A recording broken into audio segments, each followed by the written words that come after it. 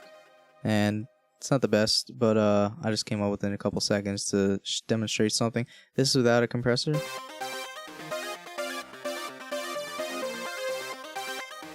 This is with. And I'm gonna go click through before and after. So start with the before.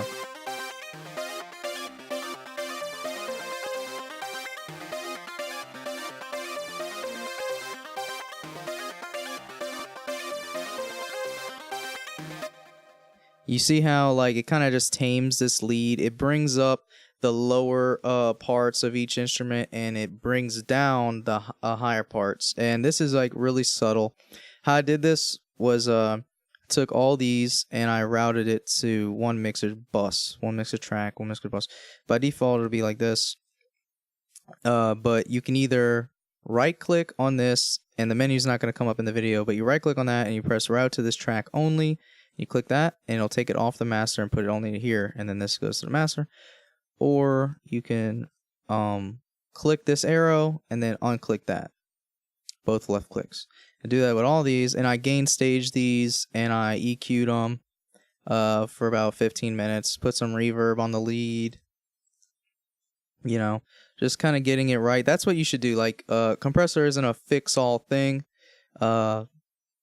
I do compressing last, and then like I'll do the compressing, and then maybe I'll go back and gain stage a little more, EQ a little more. You know, it's all a process. It's all a system. It's not just a one hot fix. You know, so I gain staged all this stuff and EQ'd it first, and then I put the compressor on it, and this is just a high pass. So what the compressor is doing. What the compressor is doing is, how I went about doing this is I played the loop,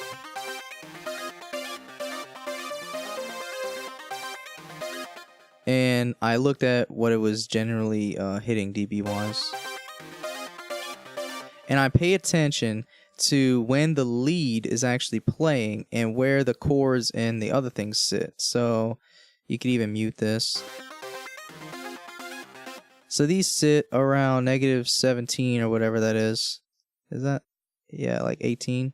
And then the lead comes and pushes it to like -12 almost. So your threshold wants to be like in the middle of that. So I put it to -15. And then I just, like, it's really subtle ratio. The attack is kind of fast, kind of slow. I just wanted it to be able to like have a little bit of the lead come through transient wise, but not too much.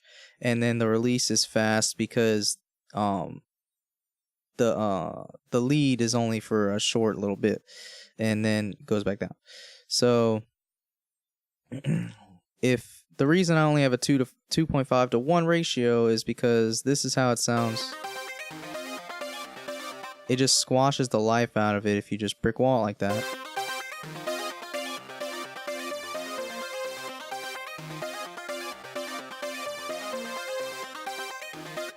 So I just settled on 2.5 to 1 because it's like a subtle thing.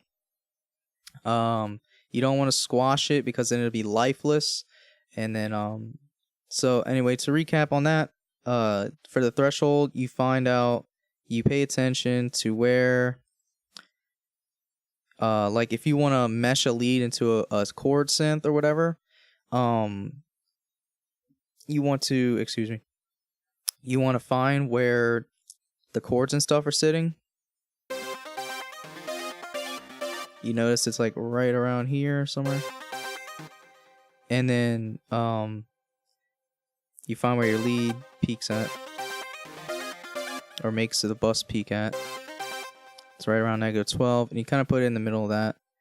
And then you just subtle ratio, and then just mess.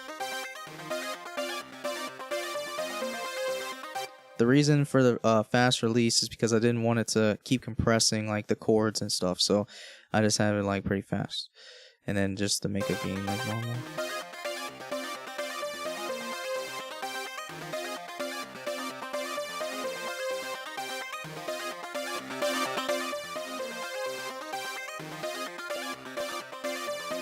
So it's really subtle, but you can definitely hear it.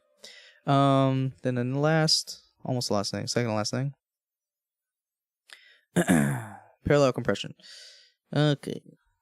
This is I did the same thing with these buses. I got the kick, snare, and hi-hat. I gain staged them, I EQ'd them. Not a whole lot. I don't think I EQ'd. Yeah, it's just high pass. Yeah, that doesn't have anything. I just gain stage these. These are acoustic drums, and I put them all on this bus. So I right-clicked on this, route to this track only. Boom, it's on that, and that's what I did for all these. I gain staged them. And then you have this one bus that you're going to send. You take it off the master. Then you send it to a dry bus and a wet bus, okay? The dry has a compressor that's not doing anything, which I'll explain. And the wet has a compressor that's compressing the shit out of it. This is just the dry.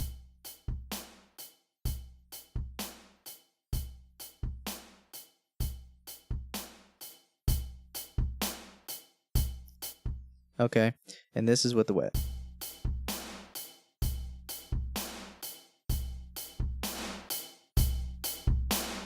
And this is just the wet. Hear how it's like really squished down? Basically what parallel compression is you get all your instruments or your drums on a bus, then you send that bus to a dry and a wet. The dry, you put just a regular compressor that's not doing anything, because when you put a compressor on the wet, it's going to cause phasing. Listen. Hear that?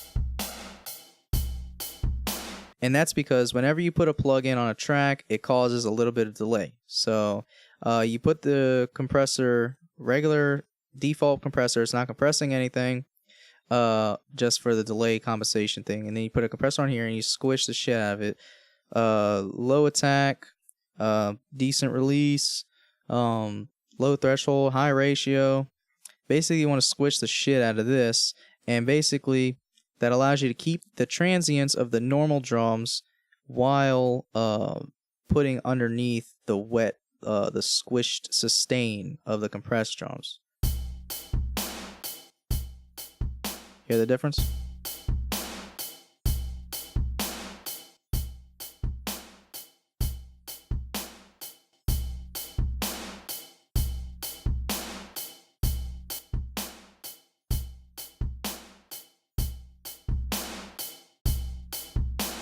You only really lose about 2 dB of headroom, so that's pretty good, and that'll be perceived to be louder because it's ringing out more, and that's just something you can do. Basically, I mean, if you watch the rest of the video, you pretty much know that what all these things do.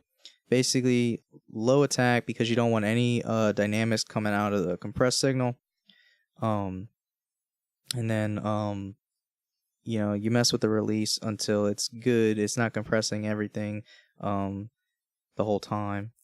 And then your ratio is high, high, high. You don't care how it sounds. You just want it to be squished as shit. And that's it. On the master bus,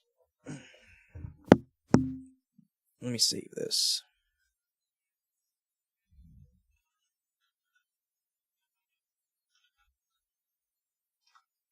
On the master bus, I'm gonna...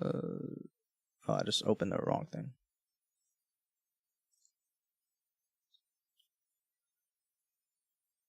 Let it load, let it load. Alright.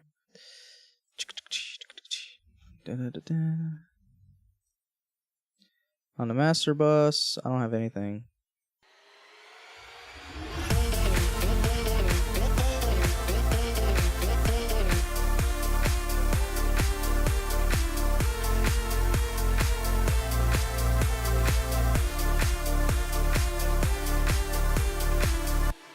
I need a better lead on that. I was just messing with some vocal chops earlier. It sounds like shit. But anyway, for this, for the master bus, you don't have to use a compressor. Most people just use a limiter. And what you do is you just kind of just squash it barely. But for the sake of this, put on a compressor. And this is, I mean, the same thing as when you were gluing stuff together earlier. You just want to...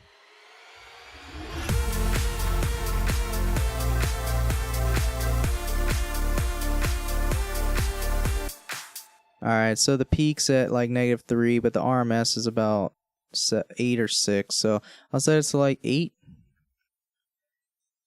Fast attack. The release, set it to like 150 for now. And we'll see.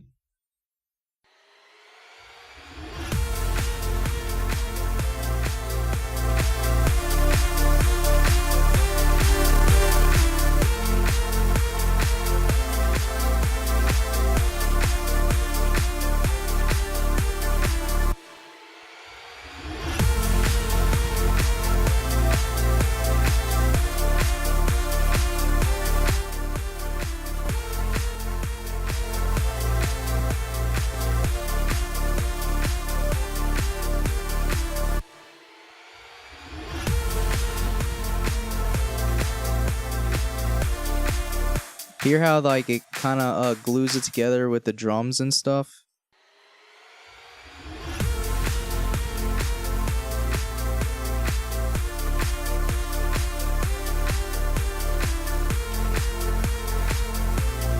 And then like I have just fast enough attack to where the kick kind of punches through, but then it slams it back down.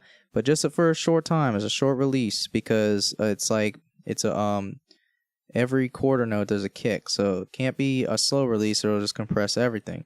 And the threshold is basically right under like where the kick peaks at.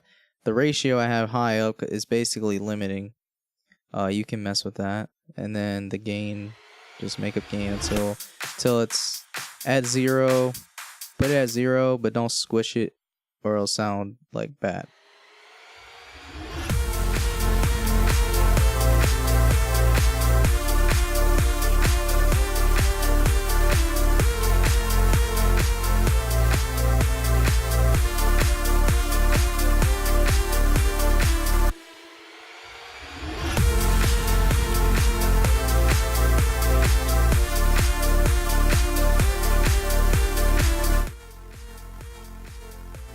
You can hear once I lower the threshold like what's actually making it through the compressor. And that's a good way to set your attack and release.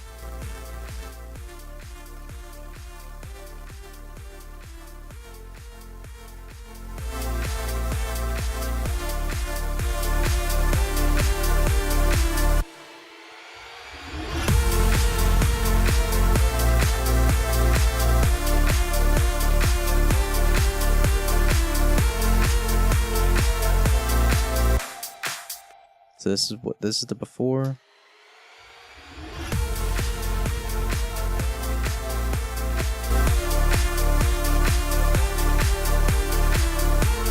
Sounds pretty good. Yeah, so this has to be 20 minutes. Yep, 28 freaking minutes. That's crazy, dude. It's gonna take a long time to upload.